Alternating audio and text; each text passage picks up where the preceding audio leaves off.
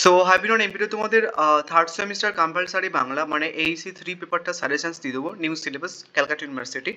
So আমি আজকে actually Aisi বাংলার প্রথম ভিডিও পোস্ট করছি, তো প্রথমে আমি তোমাদের সিলেবাসটা বলে দেবো, দেন তারপরে একটা পোর্শনসের সাজেশনস ভিডিও পোস্ট করে দেবো। তো তোমাদের সিলেবাসটা হচ্ছে কি যে এটা মানে হচ্ছে কি যে দুটো ইউনিট আছে, একটা ইউনিট 1 একটা ইউনিট 2। ইউনিট 1 তোমাদের প্রবন্ধ পড়তে হবে, 4টে প্রবন্ধ অ্যাকচুয়ালি রয়েছে, অ্যান্ড ইউনিট 2 তে হচ্ছে কি তোমাদের পরিভাষা রয়েছে।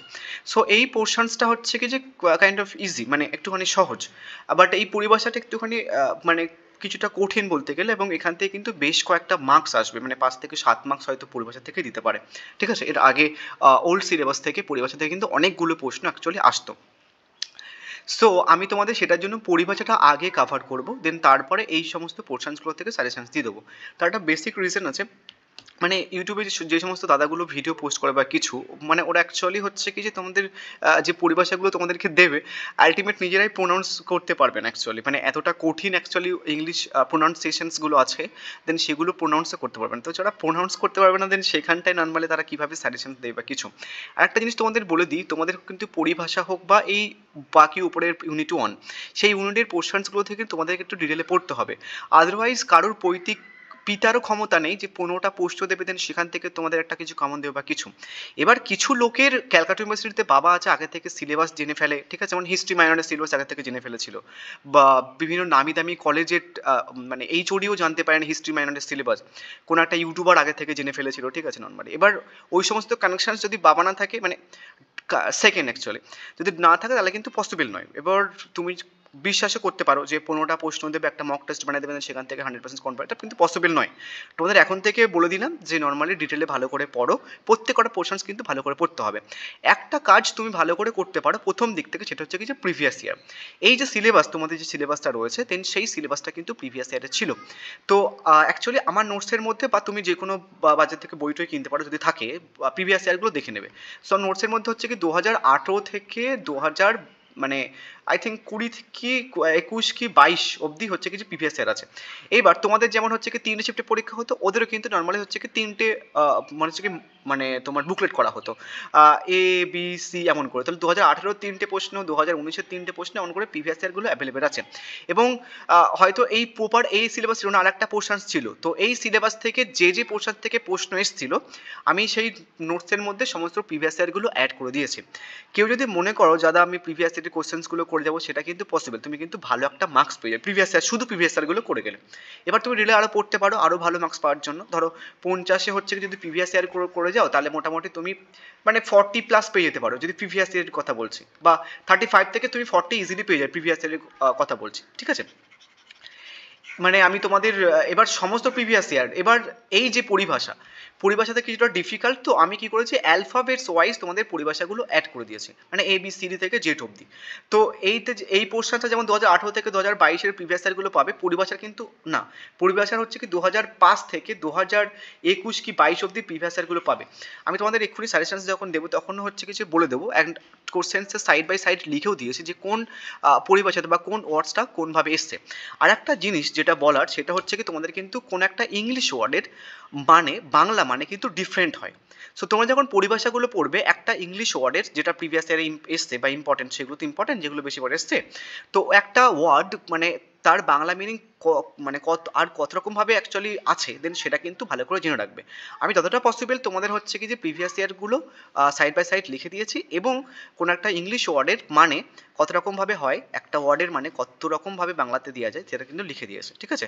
সব দেখে নাও, অ্যান্ড আমি তোমাদের এমনভাবে রেখেছি যাতে তোমরা স্ক্রিনশট নিয়ে নিতে পারো, বাট একটুখানি 2-4 মিনিট শুনে যাও, তাহলে হচ্ছে কি একটুখানি বুঝতে পারবে। প্রথমে হচ্ছে কি দেখো, প্রথমে অবেন্স মিনস হচ্ছে কি তোমার স্থগিতকরণ, ঠিক আছে, কোনো একটা স্থগিত কিছু করা বা থামিয়ে দেওয়া, দেন সেটাকে তোমার বলা হচ্ছে কি যে অবেন্স, মানে 2010-এ এসেছিল, ঠিক আছে। নেক্সট হচ্ছে কি তোমার অ্যাবস্ট্র্যাক্ট। অ্যাবস্ট্র্যাক্ট মিনস হচ্ছে কি তোমার সার বা বিমূর্ত বা বস্তু নিরপেক্ষ, 2010 এবং 2012 এসেছিল। নেক্সট হচ্ছে কি তোমার অ্যাবস্ট্র্যাক্ট বাজেট, মানে সংক্ষিপ্ত বাজেট বা আয় ব্যয়। অ্যাক্সিডেন্ট প্রোন, দেখা যাচ্ছে দুর্ঘটনার প্রবণ, মানে 2009 এবং 2013-তে হয়েছিল, এটা ভুল আছে একটু। তারপর হচ্ছে কিছু অ্যাকাউন্টেন্ট জেনারেল, মানে হচ্ছে কি তোমার মহাগাণনিক, ঠিক আছে, মানে অ্যাকাউন্টেন্ট জেনারেল মানে হচ্ছে কি যে মহাগাণনিক। তোমার দেখবে যে বিভিন্ন ব্যাংক কর্মীরা এই ব্যাপারটা হয়ে থাকে, ঠিক আছে। অ্যাডাপ্টেশনস দ্যাট মিনস হচ্ছে কি তোমার অ্যাডাপ্টেশন মানে অভিযোজন বা সঙ্গীকরণ গ্রহণ, ঠিক আছে, 2010 সালে এসেছিল। এটা হচ্ছে অ্যাডহক কমিটি, এটা কিন্তু কোনো প্রিভিয়াস ইয়ারে আসেনি, বাট এটা কিন্তু ইম্পর্টেন্ট কাইন্ড, আলাদা একটু টাইপের কোশ্চেন্স, মানে তদত্তক সমিতি। নেক্সট হচ্ছে কি তোমার কি আছে যে adjourn sine die, adjourn sine die that means হচ্ছে কি তোমার অনির্দিষ্টকাল পর্যন্ত স্থগিত করা কোনো একটা কিছু, 2009 সালে এসেছিল। তো অ্যাডমিনিস্ট্রেটিভ মানে হচ্ছে কি তোমরা সবাই জানো, প্রশাসনিক মানে হচ্ছে কি 2020 এসেছিল। অ্যাড পরেরটা কি আছে দেখো, ad valorem duty, ad valorem duty means হচ্ছে কি তোমার মূল্যানুসারী শুল্ক, মানে কোনো একটা শুল্ক যেটা মূল্যায়ন করা হয়ে গেছে, দেন মূল্যানুসারী শুল্ক বলা হয়, 2009 সালে এসেছিল। অ্যাডভোকেট জেনারেল মানে হচ্ছে কি তোমার মহাধিবক্তা, ঠিক আছে। অ্যাস্থেটিক্স মানে হচ্ছে কিছু অনেকেই জানো এটা, মানে হচ্ছে কি নন্দন তথ্য বা সৌন্দর্য তথ্য বা কাব্য জিজ্ঞাসা। তোমার হচ্ছে অ্যাগ্রেরিয়ান দ্যাট হচ্ছে কি যে ভৌম বা হচ্ছে কি যে তোমার কার্য বা ভূমিজীবী বা হচ্ছে কি যে কৃষি বিষয়ক, এটা কিন্তু বিশাল ইম্পর্টেন্ট, অনেকবার এসছে এটা। অ্যাগ্রিকালচার সেন্সাস দ্যাট মিনস হচ্ছে কি তোমার কৃষি শুমারি বা কৃষি গণনা। অ্যাগ্রিকালচারাল কোঅপারেটিভ মিনস হচ্ছে কি তোমার কৃষি সমবায় ঋণদান বা সমিতি, 2010 এবং 2014 এসেছিল। অ্যাগ্রোনমি মানে হচ্ছে কি তোমার কৃষিবিদ্যা, ঠিক আছে। নেক্সট তোমার হচ্ছে কি যে পরের এটা অ্যামেন্ডমেন্ট মিনস কি সংশোধন, অ্যামেন্ডমেন্ট মিনস কি সংশোধন। নেক্সট হচ্ছে কি তোমার অ্যামিউজমেন্ট মানে হচ্ছে কি তোমার ট্যাক্স, মানে বিনোদন কর বা প্রমোদ কর।